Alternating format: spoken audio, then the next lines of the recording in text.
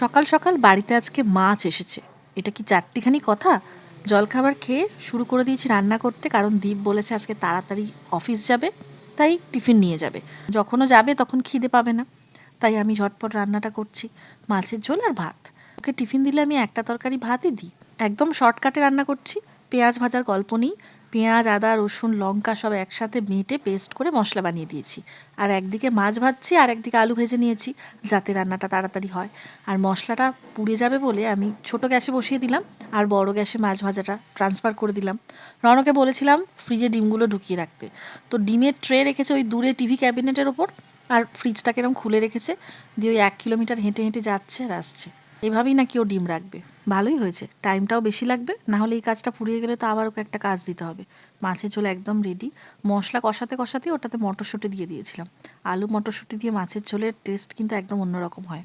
এই লাঞ্চ বক্সটা ক্যারি করা ভীষণ সুবিধার, সেই জন্য এক তরকারি ভাতই দিই। এক্সট্রা আবার তরকারি করলে সেটা একটা ছোট টিফিন বক্সে দিতে হয়।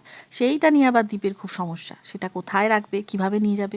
মাঝে মাঝে আমি অনলাইনে জিনিসপত্র দেখতে দেখতে অনেক সুন্দর সুন্দর লাঞ্চ বক্স দেখতে পাই, কিন্তু কিনি না, কারণ দ্বীপ তো খুব কমই টিফিন নিয়ে যায়। বেশিরভাগ সময়টাই ও খেয়ে চলে যায়, মানে একটু বেলার দিকে অফিস যায়, তাই আর ওটা নিয়ে মাথা ঘামাইনি।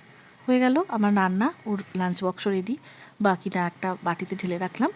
এই চক্করে আমার আজকে তাড়াতাড়ি রান্নাও হয়ে গেল। এইবারে শুরু হবে রনকে চান করানোর যুদ্ধ। সকালে ব্রাশ করা আর এই চান করা, এই দুটোতে যে কি খাটনি খাটতে হয় ওর পেছনে। আচ্ছা, তোমাদের সাথেও কি এমনটা হয়? সকালে ব্রাশ করার সময় ঝামেলা, চান করার সময় ঝামেলা, এদিক ওদিক পালিয়ে যায়, লুকিয়ে পড়ে। এখন আমাকে বলল যে আমার সাথে একটু ব্লকস খেলো, তবেই আমি চান করতে যাব। তো এখন সেটাই বসেছি খেলতে, দেখি কখন শেষ হয়। এই পাতাগুলো এখানে লাগিয়েছিলাম ঠিকই, কিন্তু যখনই এইদিকে চোখ পড়ে মনে হচ্ছে না, ঠিক মানাচ্ছে না এখানে। অনেক দিন ধরেই ভাবছি খুলবো খুলবো, সে তো সময় আর হয় না। আজকে তাড়াতাড়ি রান্না হয়ে গেছে, আর অন্য তো সেই জানোই চান করতে যাচ্ছে না, ওই জন্য ভাবলাম কাজটা সেরে ফেলি। তাই খুলে ওই ডাইনিংয়ের জানলার দুপাশে লাগিয়ে দিলাম। রনকে চান করালাম, আমি করলাম, তারপরে দুজনে মিলে খাবার খেলাম। খেয়ে এই বারান্দার রোদে এসে বসলাম।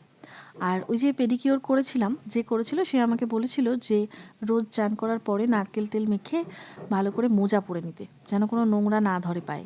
যদিও মোজা পরা আমার বহু দিনের অভ্যেস, গরমকালেও অবধি আমি মোজা পরে থাকি। ইদানিং কয়েক বছর আমি মোজা পরা ছেড়ে দিয়েছিলাম, কিন্তু মনে হচ্ছে আবার সেই অভ্যাসটা করে ফেলতে হবে। দুদিন আগেই অনলাইনে এই আর্টিফিশিয়াল উইন্ডোটা কিনেছি। এটা খুব সুন্দর করে সাজানোর প্ল্যান আছে। আপাতত 1 কোট রং করে রেখে দিলাম, শুকিয়ে গেলে আরেক কোট করব। এটা নিয়ে আমি একদম আলাদা একটা ভিডিও করব, এটার কত দাম, কোথা থেকে নিয়েছি, বা কিভাবে ডেকোরেশন করলাম। ডাইনিংয়ে জানলায় তো পর্দা ছিল না, গতকাল রাতেই এটা লাগানো হয়েছে, যদিও সকালে ওই গাছের পাতাগুলো টাঙানোর সময় দেখেছো। চলো তাহলে এবারে কেটে পড়া যাক, দেখা হচ্ছে পরের ভ্লগে।